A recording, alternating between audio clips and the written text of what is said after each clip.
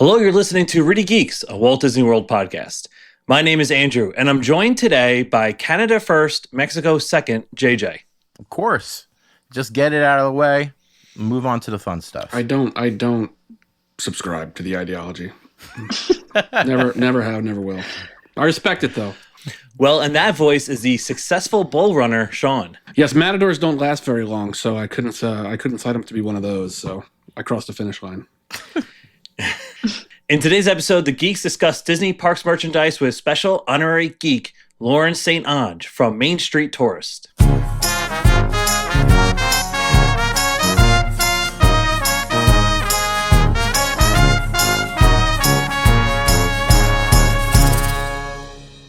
Okay, so for a lot of Disney fans, picking the right park outfit is part of the magic.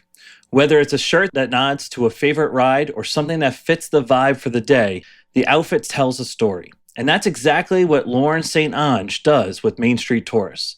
Her shop is known for vintage-inspired subtle designs that celebrate classics such as Jungle Cruise, People Mover, or even Living with the Land. Recognized as New Hampshire Magazine's best store of 2025, Main Street Tourist has become a staple for fans who want to show their Disney side in a smart but understated way. In this episode, we sit down with Lauren to talk about the origins of Main Street Tourist, the creative process behind her designs, and what it's like running a Disney-inspired small business. And make sure to stick around until the end of the episode, because we're doing a special giveaway for this episode, and you'll want to hear how to enter. So, Lauren, thank you for joining us. Yeah, thank you so much for having me. I'm excited to chat Disney. Yeah, we've been wanting to do a deep dive into Disney merchandise and all of the small businesses that have developed around it. And so we really appreciate you coming on to help us with that. Yeah, definitely. Yeah, we couldn't think of anyone better to be the first one we reached out to about this. You guys. Yeah. And of course, we're repping our Main Street Tourist shirts here. Yeah. I love it. Yeah. Surprising that you chose Canada, but you're wearing a Mexican shirt. See? Well, Canada See? is first. You get it out of the way. It's Or just you like can you just skip grab it. a beer. Right, you can can. skip it. Absolutely. But if you're We're committing completionists here. Though. Yeah. If you're Gotcha, committing to gotcha. drinking around the world, just get it out of the way. There's nothing there. True. And then really start the party in Mexico. Right. Yeah. Well, Lauren, we do have one question that we'd like to start with first. Mm-hmm. And that's, were you a Disney kid when you grew up? Yeah, definitely. Not so much the parks. I think I went like twice, but definitely grew up on like the movies. I was born in '88, so it was like Lion King, Aladdin, Beauty and the Beast, all like those early '90s, and listened to all the tapes. And yeah, definitely a Disney kid growing up. Did you have those tapes that just were sing-alongs over and over Yeah, and over? Yeah, it was all like random songs from different movies and Yeah. stuff, and it was like the double. So yeah, we Yep. definitely had those in the car.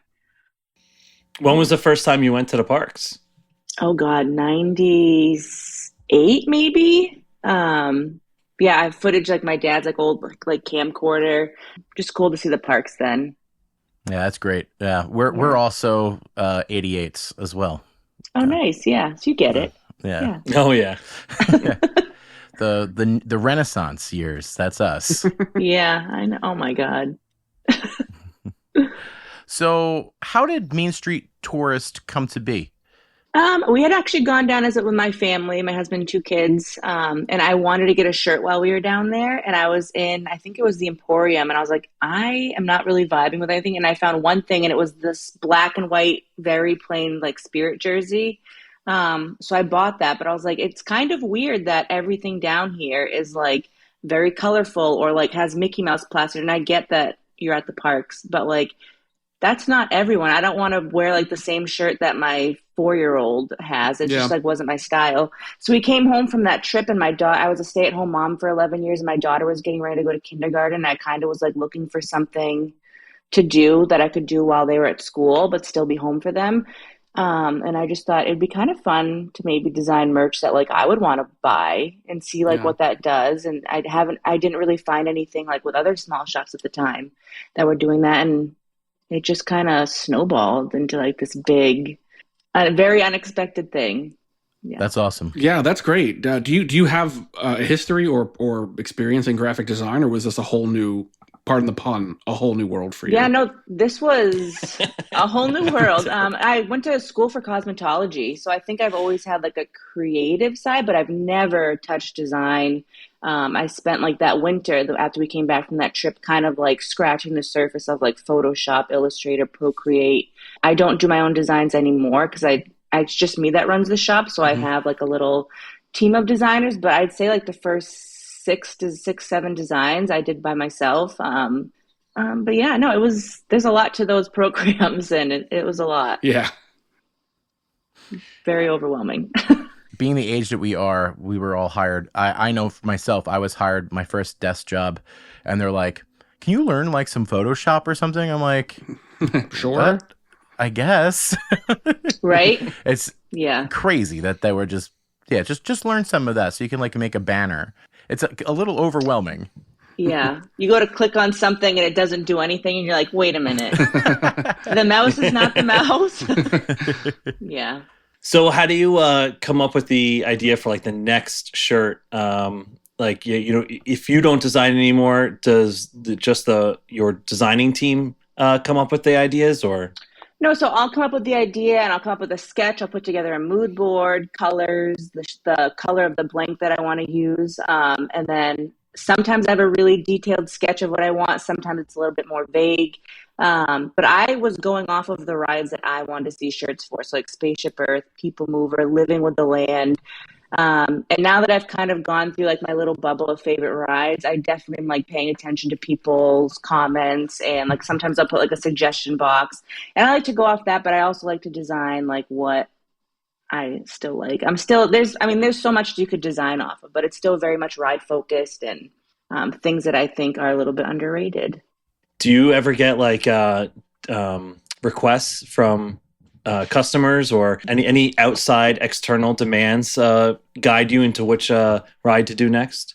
Yeah, I get a lot of requests for like new stuff, super old stuff that, like I said, I only went to the parks twice when I was a kid, and then there's a pretty big gap from when I went to the parks. So like a lot of stuff I miss that people ask for shirts for or designs for. But like I said, I'll just go off like what people are commenting, or like if I have like a suggestion box open, what people put, like what they want to see, whether that's designs or products. So yeah, it's a little bit of a mix of both.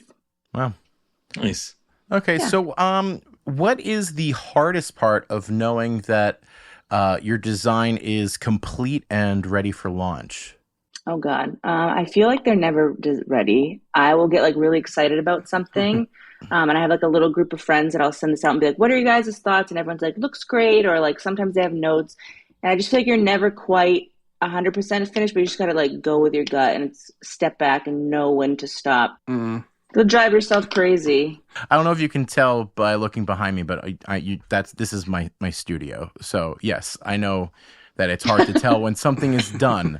There's always another layer to do. There's always another mix edit. Yes, absolutely. 100%. I won't ask you to give away any designs, but are there any ideas that like you've really wanted to put out but you just couldn't get it right, so like it's on the back burner, and maybe one day you'll get that like spark to think of something, a new way to design it or a new way to put it out? Yeah, I have a design that I actually just finished for Space Mountain that has literally taken me a year of like tweaks, and wasn't the right color palette or like looked not how I wanted to look. But yeah, no, that happens. I have like people ask for like just a generic park, like Magic Kingdom, Epcot. Yeah. I have a whole line of that like, it's okay, but like if I don't love it, why would the people I'm sharing it with love it? So I'm excited for that Space Mountain. It came out so cool. It's a very vintage, like mid-century futuristic space. It came out really cool. I'm going to probably do that next January. Cool. That's awesome. That. That's really cool. I'm really excited. Hey, I love that style, like Fantastic Four style type of thing. Yeah, for sure. Like we're saying a lot of the names of the parks and the rides, and that kind of leads into the next question and I was very curious, is how do you, as a designer, how do you walk that fine line between wanting to keep your designs, if you know, a little understated, and making sure that you're not getting yourself in trouble by infringing on any kind of copyrights or anything? That's honestly like the number one thing people ask me. I get lots of DMs, comments. How do I do threats this? telling me that, right? Being like, you should be in jail. No, but people are crazy. People are really upset about, well, first, I don't ever want to put, because I don't want it on my own merch. Like, I will never put Mickey. I will never put any of like the Disney IP stuff on there. But when I first started, I was kind of winging it. And then I feel like I launched my Living with the Land design. It took my shop to like the next level. And I was like, all right, I need to like be for real about this. And I got myself a copyright lawyer who kind of went over, there's like certain laws that obviously protect Disney. There's certain laws that as an artist with your designs, you're allowed to work within. And kind of went through everything. I sent him my designs that I had made, the next couple of designs, and we went over and tweaked like what was a gray area, what was like definitely a no-no. So yeah, I would always just say, especially with Disney, I feel like if they wanted to take me out, they could. I'm not going to fight them. I don't have the means to fight Disney. I don't know anyone besides maybe Apple that has the means to fight Disney. So exactly. So like, you sit there and you try your best and you hope that like they're not upset with you, but like legally, there are things that you can do. Yeah, interesting, to kind of protect yourself a little bit. Yeah, this is kind of off book, but when you're mentioning creating your designs, do you? We also like to go over some of your favorite, right? Your favorite Disney things. We have a segment called Lightning McQueen Round, where we ask you really quick, like favorite food, right? Something like that, and whatever comes to your mind, that's what you say, right? Okay. Yeah. It used to be the Rivers of America round, but no one liked it. So so we named it Lightning McQueen. What? That sounds like that could be a good tea. A Rivers of America. Yeah. I was there. I was there. I survived.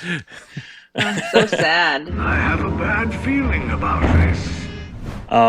Okay, so you ready for it? Mm-hmm. All right, here we go. Favorite park? Epcot. Favorite ride?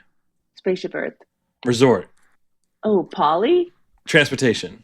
Skyliner. The sixth best ride in Walt Disney World. Skyliner. Loves it. Wait, the sixth? Yeah, I placed it at number 6. That's what he said. We've never heard this list, but apparently it's number 6. It's number 6. I can't tell you what number 7 through 10 or 5 through 1 is, but number 6 is definitely the Skyliner. Yeah. Yeah, that looks accurate. Yeah. Sit down restaurant.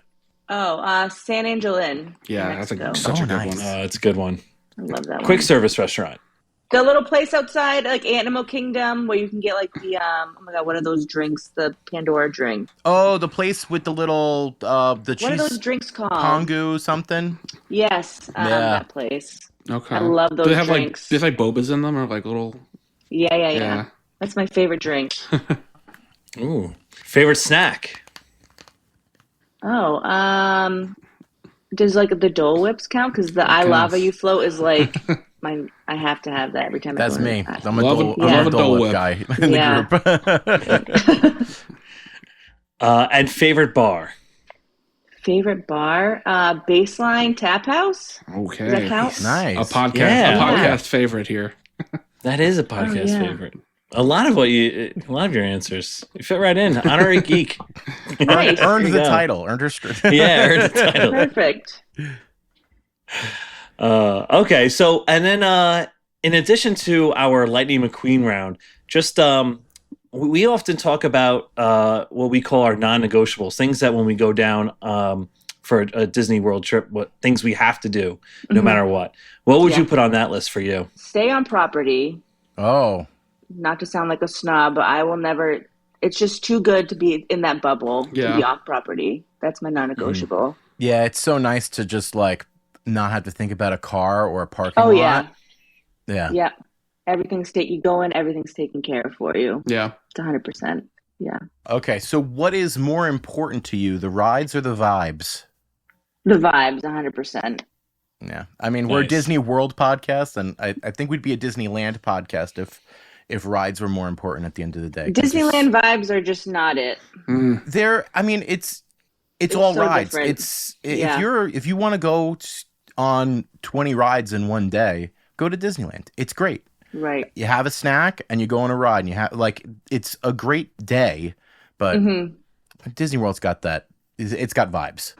Yeah, for sure. I agree. Are you a people watcher?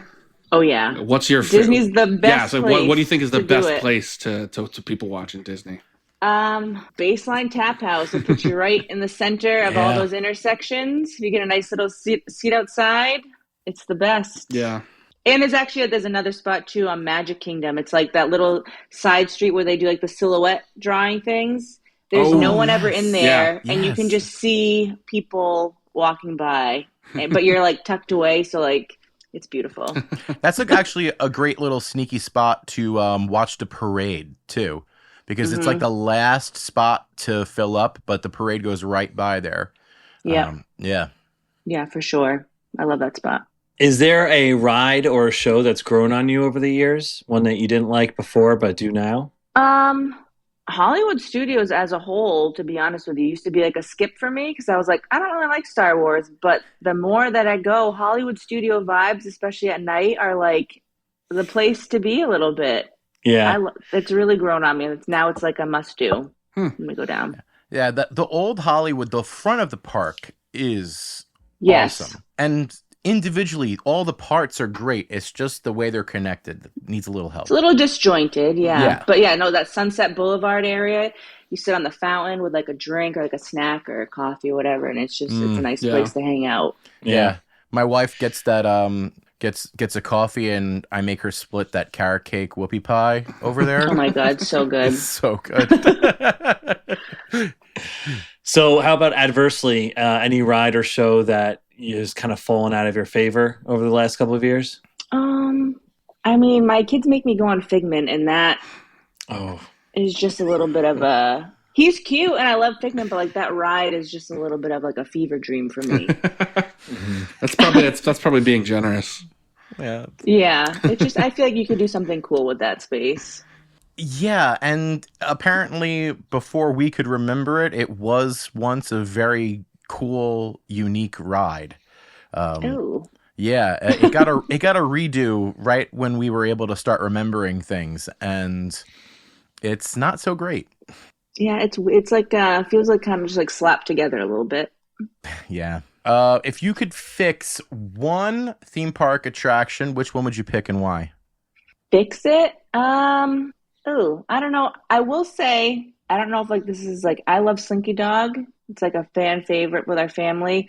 But every time I go on it, and I know it's probably because it's like an outdoor ride, but it needs to be like closed and like a good pressure wash and like a facelift.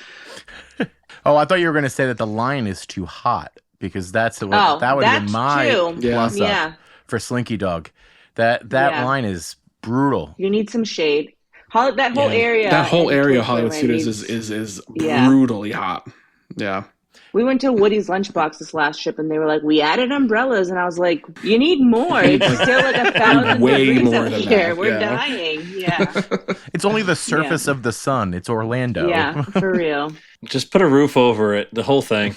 Yeah. Well, I mean, they've got the dome already that controls the weather, right? Yeah, right. That's what they mean by the bubble. Calm down, Rover. I was only kidding. If Iger announced today that you were his replacement, what is a fairly easy thing you would implement, and what would you want to do first? I mean, I don't know how easy it would be, but I feel like bring back like the incentives of like staying on property. I feel like they've taken a lot. They keep taking away a lot of stuff. Yeah. And like the prices keep going up, so it's like obviously we're still going to keep going, but like free. If you don't want to bring back Fast Pass, like bring back the old Genie Plus system and like give it for free. Or like if you're staying at a deluxe resort, you get the free, like Universal does. Mm-hmm. You get the free like Premier Lightning Lane whatever pass thing, stuff like that. Have you been listening to our episodes? I was going to say, we touch on this stuff all the time. And like just last week, just last week they threw out that little, our prices are going up announcement. And there's really, it's every year, the prices go up 15% and really nothing comes with it. And I totally agree. The hotels, apparently the hotels are discounted, but I mean, you're spending your time at the parks, and that's what you're paying, that big chunk of money for. So yeah, there's really, it's hard to say there's no incentive to staying on property because it's all our non-negotiable to stay on property. So it's so like heavily influenced to just bite the bullet and not get an Airbnb. But yeah, it feels like we used to get so much. Even the free Magic bands that would come a week before your stay, you get them. You don't really get anything. And even the early hours, like you get early entry, they cut that off though. We stayed on property and we missed it. We were in the park too late, and they said no, early entry's over. You have to wait in line now. I was like, then why really? Why advertise it as early entry if you curtail it at 10 to 9? Silly. You know what's weird? When we went to this last trip a couple weeks ago, we went to Hollywood Studios and they let everyone in, but like in order to check, you couldn't use. Like me and my daughter got the premiere pass thing for Hollywood that day, and we couldn't use that until it was after 9. And like you had to scan in for every single ride that you wanted to go into to verify that you were like a guest. And I was like, part of like coming in early sometimes if we don't want to do rides was like walking Hollywood Boulevard or whatever it is when it's quiet. And there were so many people there, and I was like, well, wait a minute. They just let everyone in here. Yeah. So I thought that was kind of like that. I don't know if that's all the parks, but I thought that was really weird. Magic Kingdom has some sort of holding cell situation, not holding cell. But, like in the middle. There's like a corral on one side of the hub that if you're not early entry, they'll sit you there, and it's the same thing in Animal Kingdom. But Animal Kingdom is completely like. I hate rope dropping Animal Kingdom. So chaotic. It's also so early. I know. That's true. Yeah. So how was the premiere pass? Did you like it?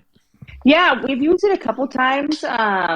It was like a lot more expensive this time than any time that we've ever done it. But we do it for Hollywood Studios because I feel like Hollywood is kind of like a dumpster fire sometimes. I feel like there's stuff always going down. And so if you plan and you get like your little reservations, even when we had that premiere pass, we were like, let's go on Smugglers, and we went to go on Smugglers, like it's closed. So like, let's go on Slinky. By the time we get over there, it's closed. And it takes a lot of like the planning out when you're the dedicated planner. It's nice every once in a while to splurge. So then you don't have to be in your phone the whole day.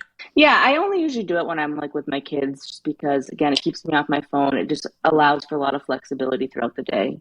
Yeah, that makes a lot of sense.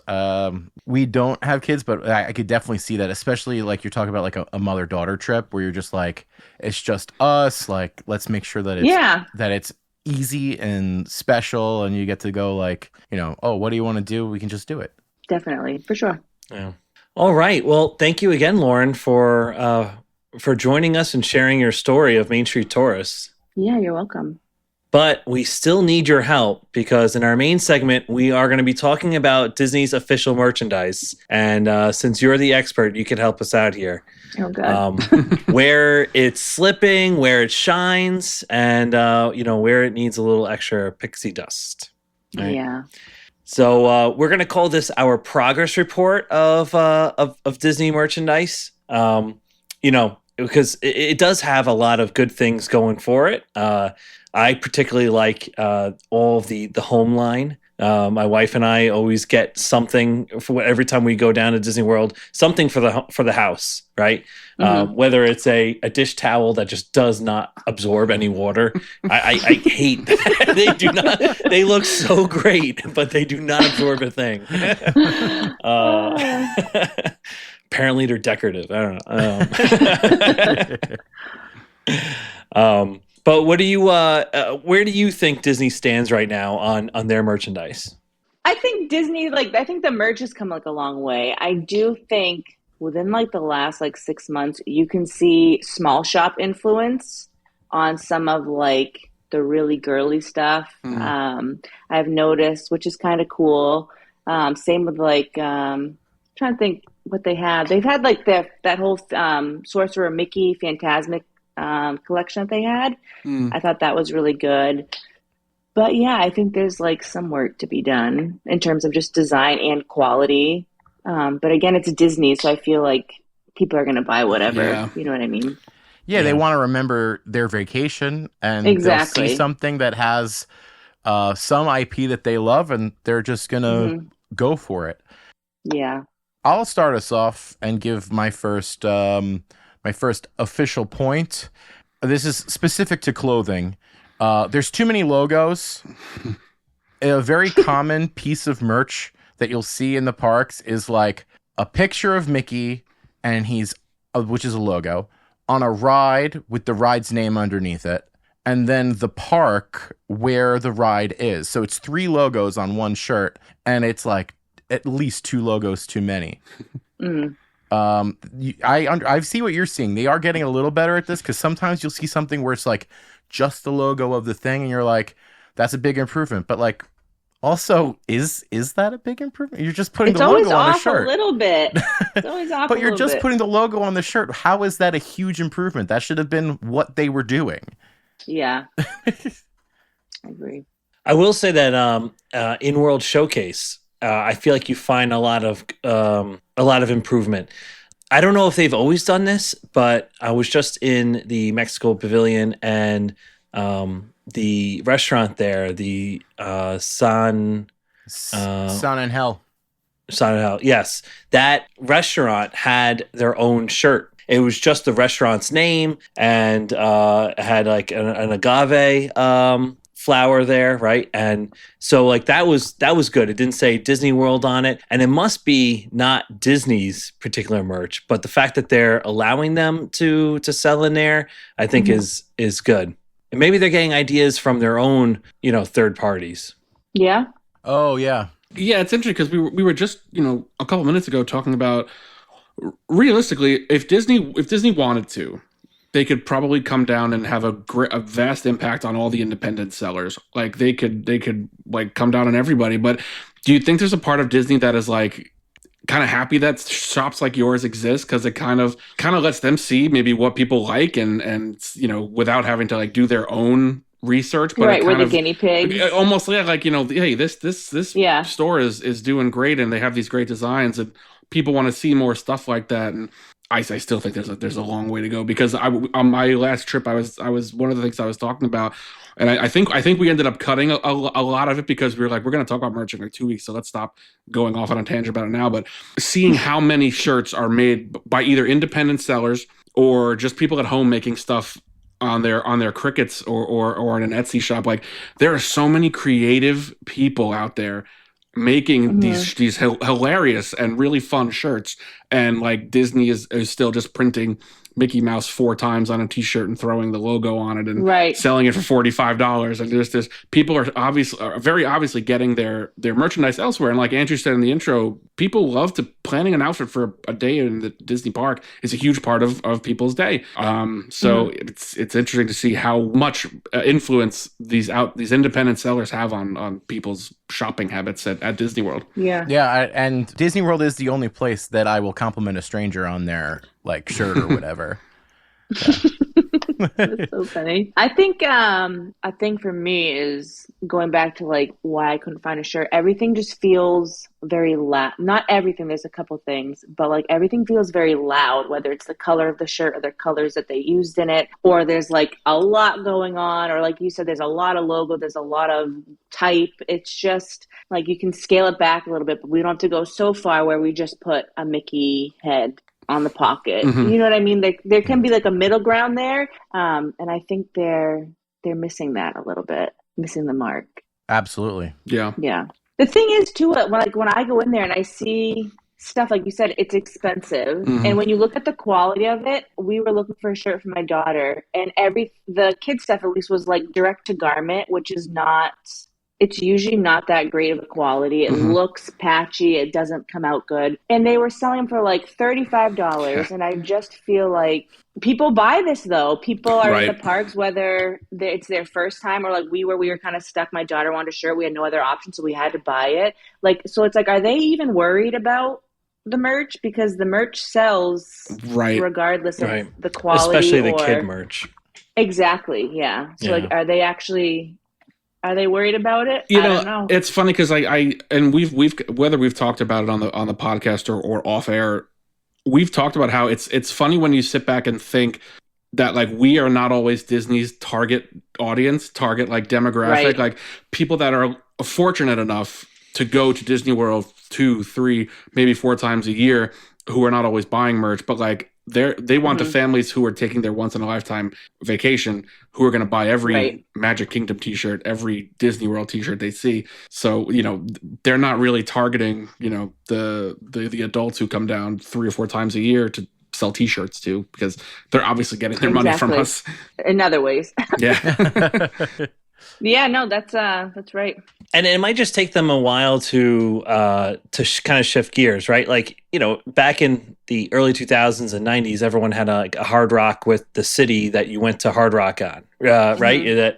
And it was all about the destination. You wanted to showcase that this is the destination you went to over summer vacation or something like that. I think today is a little bit less than that. And but Main Street Tourists and other third-party sites kind of give Disney the data points to say, hey, listen, we need to shift in this, you know, this direction, because nothing gets greenlit in Disney without data. Right. They need statistics. They need someone to prove that it's going to improve this quarter if we change. Yeah, 30 million focus groups later. Yeah. How? That's proprietary. I hate that I love them, but I love the popcorn buckets. I want to get one from Japan, right? Because I hear those are the best popcorn buckets out there. Like actual Japan. Not Japan and Epcot. Yeah. Okay. Yeah. No, not Epcot, Japan. I'm talking about like Tokyo, Disneyland. Apparently their popcorn buckets are like very elaborate. But the popcorn bucket, I feel like, was such a win for Disney. To also not be so strict on like being able to buy the popcorn on, you know, bring it back on a future date and get refills. But it's something that people started collecting, and it's super easy for them. And you know, it's very successful when Universal is thinking about, you know, doing their own popcorn buckets. So yeah, so I like to see that a little more differences in the designs, but I have one particular one, the Park Life. Just the whole Park Life vibe. I really like the cartoonish one. What is that? I actually have. Explain that, and then I have something to add to this, because I actually wrote something about popcorn buckets in mine.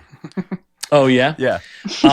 Okay, so see on her backpack how it's. Oh, okay. I see what you're stuff, saying. yeah. That on a popcorn bucket would be okay. Yeah. Yeah. I've actually seen those backpacks are really popular. The lounge fly. Oh, is that what that's? Yeah, I see a ton of. Yeah. I saw a ton of those in the parks. Yeah. Yeah, that's very in park fashion. So I actually wrote, Andrew, that they do the popcorn buckets, and then I also put and the mini ears. They do them pretty well, because they do a lot of obscure and exclusive stuff, but that hasn't trickled down to clothes.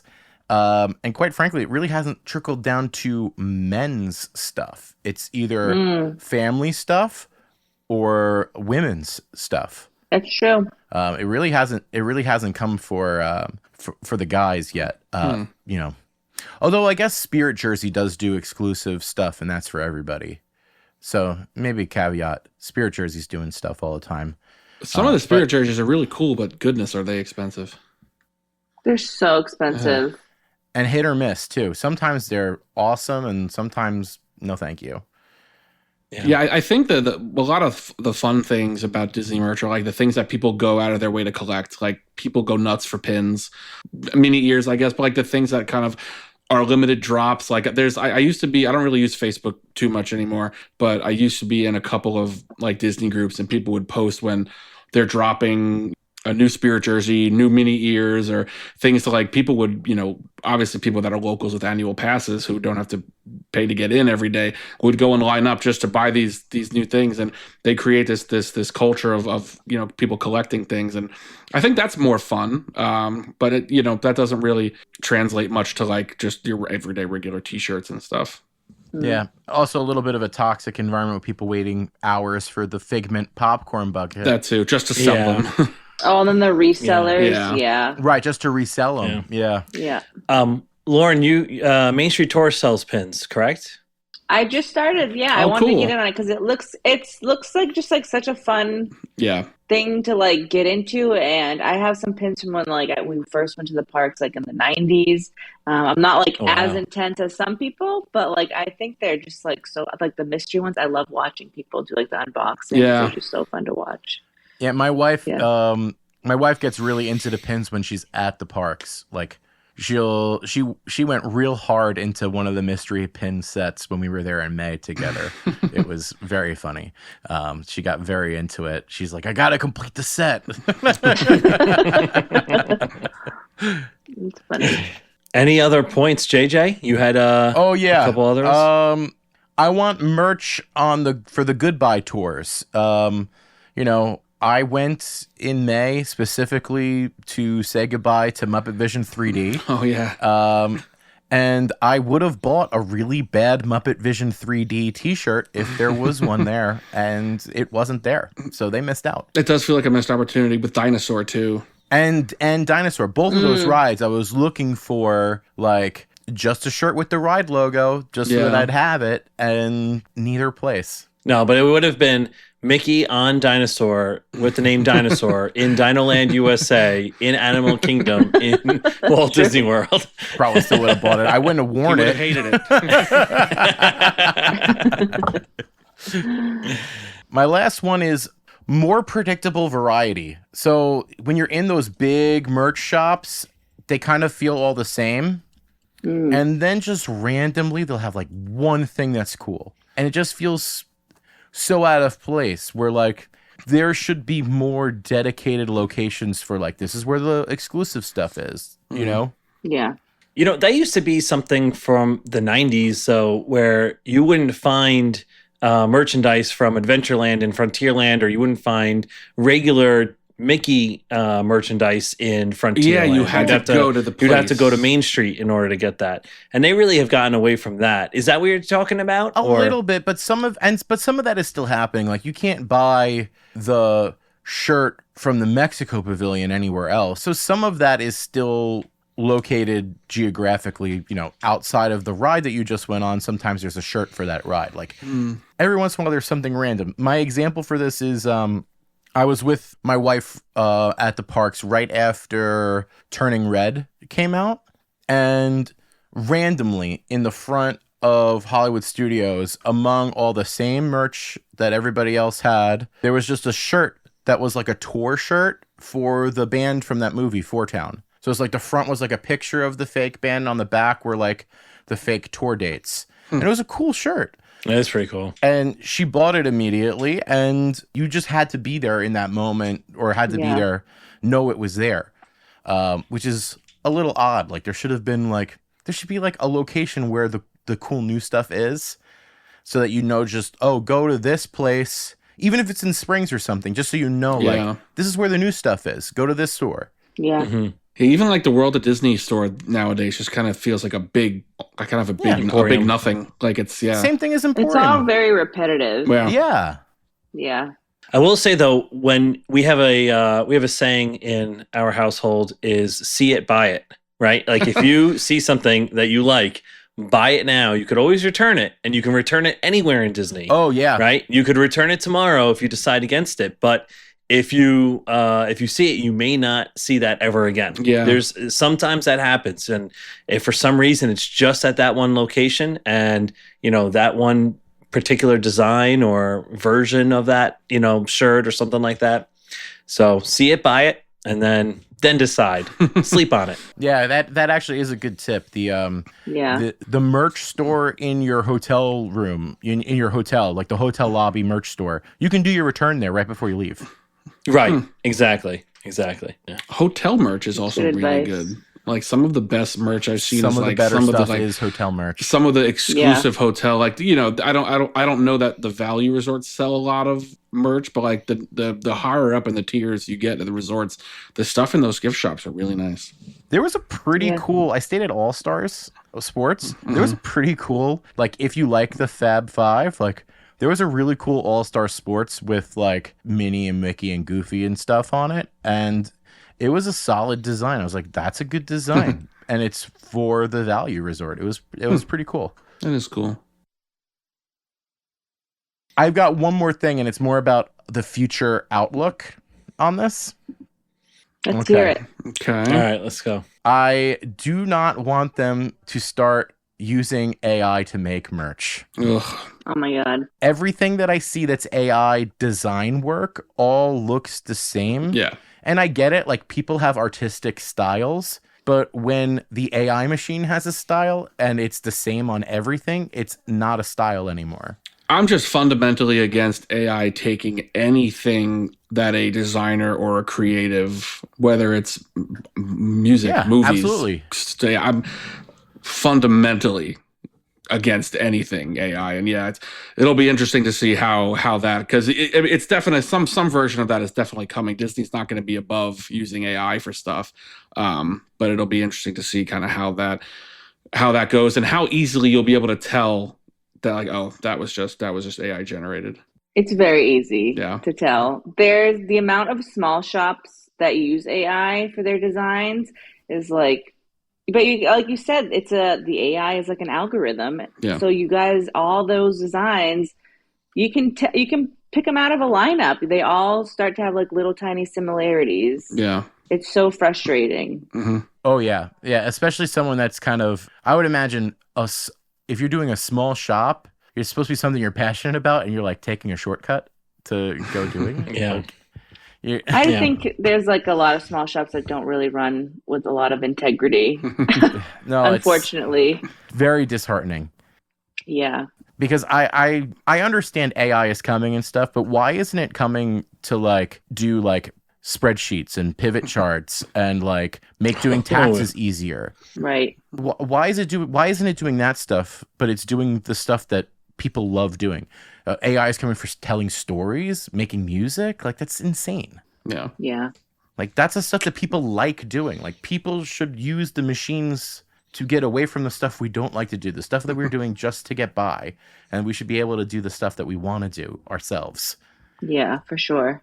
Amen. So I have this really good friend named ChatGPT. No, I'm just kidding. He's not kidding. That's the thing. He's not kidding at all. Hey, I use chat I have a lot of health anxiety. I'm always like, do you think I'm having a stroke? And it's like, nope, I think you're... I got to tell that to my wife. Have a headache. Is it like the new WebMD is ChatGPT? It's better because it doesn't tell you you're dying. Right. So it's like very reassuring of like, no, you're going to live a long, healthy life. You just got to go take some Tylenol. And you're like, all right, thank you. No, WebMD is the worst. If you have any symptoms, talk to your friend that's a nurse. Sure. Talk to someone else. Do not consult 95% of the internet because they're going to tell you you're dying. Do not. Don't end up on Reddit because you're going to hear the worst of the worst. Yeah. Let's tell you to start selling your possessions. Basically.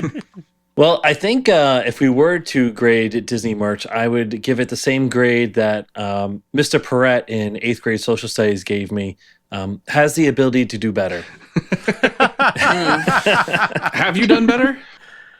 That was a long time ago. It was. Next quarter, is improving. So that's okay. Good. There you go. Yeah. And we can say the same for Disney. They are starting slowly. I think when we got report cards in elementary school, it was satisfactory, unsatisfactory, and needs improvement. I think those were the only three options. And I think needs improvement would be where I'm going, but I see like every now and then you see something, it's like, okay, maybe they are paying attention and maybe they are getting it, but I think needs improvement would be where I land for the overall state of, and it's kind of unfortunate because when I think of merch, I usually just fall into critiquing the clothes, and there's so much more to Disney merch than just clothes, but I think that's what people buy the most. So I think that's where the improvement needs to happen the soonest. It certainly takes up the most real estate in those stores. When you look at it, it looks like shirt store. You know? Yeah. And I'm in lockstep with you guys. Needs improvement. Yeah, I'm same. It does. But you know what's weird too? I was just thinking when you said it's mostly clothes, but there's a lot of other stuff. If you look at like bag charms right now are really popular, and Disney has had the same like 5 characters. But if you go to like Tokyo Disney, and they have just like a huge wall of like all the it's like, why can't we bring that to your biggest park? Yeah. Like, bring that to where everyone's like, give us more of like what's doing what. And I just, that part I'm always like, you guys have the ability to hire the best of the best. What are you doing with it? Yeah. I think it also shows just how slow a major corporation moves when you have like 15 layers of middle management, right? That all need to approve it. And the Oriental Land Company out in Tokyo Disneyland, they can probably move a lot faster. They're a smaller, leaner company. That's true. That's a good point. Okay, guys, do you guys have time for a little game? Love a game. Yeah, I got time for a game. Oh, okay, great. I got the return of a ReedyGeek favorite for us. I don't know about favorite for listeners. Love this game. This game is called Reedy Rangers. Chip and Dale and me, I guess, are trying to keep Sean and Andrew on their toes. The now world-renowned Reedy Rangers Detective Agency, that's ReedyGeeks plus the Rescue Rangers, make the Reedy Rangers, found out that there is potentially a more observant sleuth among us today, and we've decided to have an open tryout to see who has what it takes to join Chip and Dale solving cases at our joint detective agency. I'm going to read a series of clues. Each one will get progressively easier. If you want to make a guess, buzz in by saying your own name. But if you are wrong, you cannot answer again until everyone else has made a guess and returned to the same number of guesses as you, or 2 clues have been read, whichever comes first. Each case solved, it's like escalating. So if you get it on the first clue, you get 9 points. Second clue, 8 points, and it goes all the way to 9 clues. And like I said, it gets progressively easier. The last clue is a joke. I've got 7 cases for you guys to solve. Does anybody have any questions? No. No, let's rock. Okay, cool. All right. I'm so nervous. Don't worry, they don't have a very good track record of beating our guests. That's true. For some reason, That's true. Every guest usually beats us. Yeah. And it's not like a thing where we let the guest win. It's usually very embarrassing. No, for it's us. not. No, they're trying. So let's go. Is it like just general Disney stuff? This is stuff at Walt Disney World. Okay. Okay. First case, first clue. Ride. Yeah, I know. Oh, is that guess. it? That's Yeah, it's just That's ride. it. That's the That's clue. the- Guess, the hard don't clue. guess. For 9 points. For 9 points. Next clue, trackless. Andrew. Ooh. Mickey and Minnie's Runaway Railway. How? Was it? It was. Oh my God. The next clue was Hollywood Studios. So yeah. But then it still could have been Rise. Yeah. The second to Remy. last clue was salsa, and then the very last clue was want to take a ride on this locomotive. So it gets very easy. Okay, Andrew wants to win, so he's got 8 points. Did he win last time? I don't know. Yes, he did at the end. He came back. I had such he came back and beat That's his right. own wife at the very end. Yes. And they say chivalry is dead. Okay. Second case to solve. First clue, Epcot. Second clue, store. Third clue, souvenir.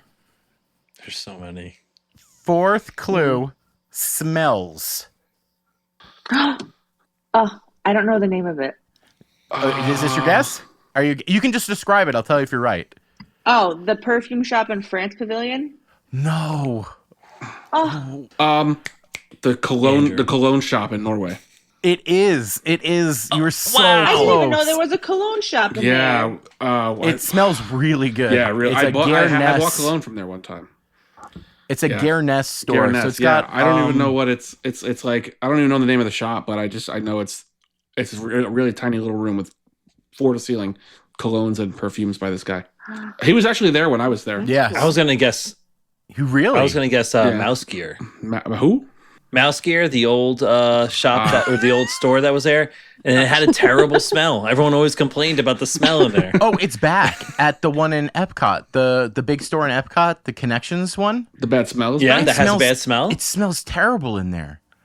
I was in there. What was it? The 26th of September, like 3 weeks ago. I was in there. It smelled awful.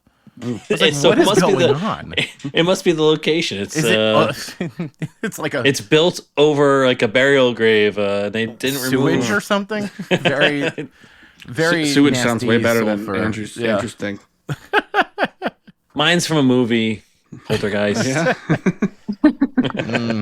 Never heard of it. Okay, now, boys, if you just stop carrying on like, we just might dedicate this next song to y'all. So Sean got 5 points and it's on the board. Okay. Third case to solve. First clue, drinks. Second clue, guacamole. Would you like to say my name to buzz in? Yes, say your name. Yep. Oh, Lauren. Mm-hmm. La Cava. It's La Cava. She's on the board. I thought you were going for a specific drink, so I was trying to wait a round or two more. But yeah, all right, we got everyone's on the board. Okay, everybody's on the board. Andrew and Lauren both have 8, and Sean has 5. So it is anybody's game. All right. Okay, this is the fourth case to solve. First clue, at all parks and resorts. Second clue, display. Third clue, cast member operated. I'm gonna guess. Oh, Sean. Is it a DVC sign up for take tours, like a DVC kiosk? It is not a DVC kiosk. That's a good guess, though. I like that. That's a really good guess. Yeah. Like they're gonna put those at Pop Century. Cast member. Wait. What was the first clue? At all parks and resorts. And resorts. Okay. Display, cast member operated. Okay. Fourth clue. Oh, so now Sean can't guess until you two have both guessed or 2 clues have been said. 2 additional ones. So fourth clue, souvenir. Okay, they're both getting 2 clues and trying to sneak a guess in before letting Sean back in. Fifth clue, collectibles. Let me back in. Oh, guys. We're going to have to let Sean back in soon. You guys just All I keep a thinking guess. about is the penny press machine. Oh, those are good. Yeah, that's a not good cast member operated. Let me in. That was my guess. I have no. I don't know. It's not the press penny machine. Andrew, are you going to venture a guess before we let Sean back in?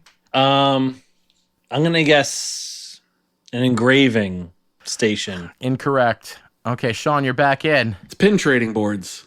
It is pin trading boards. Oh. Oh. Wow, that's good. 5 more points for Sean, and he takes the lead. But it's still anybody's game. It's Sean 10, Lauren 8, Andrew 8. Okay. Fifth case to solve. 5 of 7, so there's still 3 more left. First clue, snack. Second clue, iconic. Third clue, sweet. Oh, Lauren. Lauren. Dole Whip? It's Dole Whips. Know your clue giver. That's true. What that one is. True. When he said sweet, I was going to go with the Mickey ice cream bar. Okay, so that's 7 points. So it's now Lauren 15, Sean 10, Andrew 8. Heading into the penultimate round. Oh boy. First clue is store. Second clue is focused offerings. Third clue is keepsakes. Fourth clue is Disney Springs. Okay. I had a guess. That's not it. Oh, there's like so many stores in Disney Springs. I will guess. I don't think this is right, but I will guess it's the Disney Days of Christmas store. It is the Christmas ornament store at Disney Springs. Wow. Oh my God! Wow. What a guess. Let's go. Ooh, just barely sneaking ahead. Shoot, I got Sean's got to 16. move here. Andrew has 8, and Lauren has 15. So I have to get on either 1 or 2 here. Yeah. if you get on the second, you tie Sean. Mm-hmm. If you get it on the first, you win. I'll never forgive you. Okay, the first clue is classic. Go ahead, guess. Go ahead. Does he want it? Yeah, I'll take one more. Going for the tie. I like it. The second clue is merch. Andrew, Mickey hat. Oh, it's not a Mickey hat. Mickey hat. You mean like? What do you mean by a Mickey hat? Like the hat from Soren, you know, the guy who has to remove those beauties. These little beauties. And, Yeah. these little beauties. These little beauties. Wait, I have a guess. Oh, Is yeah? it Mickey ears? Yeah, it's mini mi- ears. it's mini I would. ears. Yeah, I'm It's getting. mini- I would say. I would give her the. Because it's Yeah, It's yeah. It's the ears. It That sounds about counts. right. We're counting Ear- it. It the counts. ears? Yeah. Yeah, the ears Ears. on the headband. I was talking about the headband. Yeah, then you got it. Yeah. So when Absolutely. when couples Cool. wear the matching bride and groom ears, you would assume maybe the guy's wearing Mickey ears. Right. So Yeah. I think Mickey ears is Yeah. All right. Well, Lauren destroyed you guys because she got what? it. Again, we cannot beat our guests. I guess Lauren the got Christmas 23 tree points. store. At what point are we the honorary geeks and our guests are the real geeks? Well, congratulations, Lauren. You get to join Chip and Dale Thank at the you. Reedy Rangers Detective Agency. I love those guys. Our best score yet, I think. You have to report tomorrow at 9 a.m. Oh, Ooh, I don't want it. I don't want it. I'll be there. Boys, watch your manners. Yeah, if you can't say something nice. Boys. We teased in the beginning of the episode that we were going to do a giveaway. And so, well, first of all, I just want to thank you again, Lauren, for coming on. It was so much fun having you here. Yes. And It's a lot of Yeah. fun. Thank you for having me. we wanted to bring a little Main Street tourist to one of our shared listeners. To two of our shared listeners. So we wanted to do throw a little giveaway here. And so to enter into our giveaway, our grand prize being a free shirt of your choosing from Main Street Tourists, and a second prize winner is going to receive a mystery pin from Main Street Tourists in their new pin collection. Very cool. So, yeah. Yeah. So just so everyone knows that eligibility will be for anyone over the age of 18 years old and located in the continental United States. We're going to run this giveaway from when this episode drops on October 28th to November 3rd. So 1 week. 1 week to enter. And here's how you enter. It's going to be on Instagram. You need to follow at ReedyGeeks and follow at Main Street Tourists. Like the giveaway post, we're going to have a special post for the giveaway. Like it and comment with a mention of someone who you think would enjoy the podcast or would enjoy a shirt from Main Street Tourists. That's all you have to do to enter. So follow ReedyGeeks, follow Main Street Tourists, like the post, and comment with a mention of someone else. We're going to announce the winner on November 4th. And of course, the contest is not sponsored, endorsed, or administered by Instagram or associated with Instagram at all. Just using it as a platform. At all. No, this was really fun. Thanks so much for coming on and helping. Yeah, we love was to great. advertise and get with small businesses and independent shops, but we love to try to help get us out there too, and hopefully some folks that are followers of yours like to listen to three dorks talk about Disney. So this was a lot of fun. Yeah. They do. Yeah, no, this was a great time. Yeah, thank you so much. Really appreciate your time. Yeah. I know our listeners will definitely enjoy this a lot. Yeah. Yeah, same here, for sure. All right, Sean, want to take us out? Thanks for listening to another episode of the ReedyGeeks podcast. Like, rate, and subscribe wherever you get your podcasts. Any questions, comments, concerns, future titles, or topic ideas, email us at reedygeeks@gmail.com and check us out on all our socials at ReedyGeeks. We'll see you next time. Great job there, Homestar. This week's Honest Send-Off comes courtesy of Coach Z. If you have an honest send-off that you want played at the end of one of our episodes, please submit an audio clip to us via our email address, reedygeeks@gmail.com. ReedyGeeks, a Walt Disney World podcast, is hosted and executive produced by Andrew Shopey, Sean Murphy, and JJ Hefner. Music and audio engineering by JJ Hefner.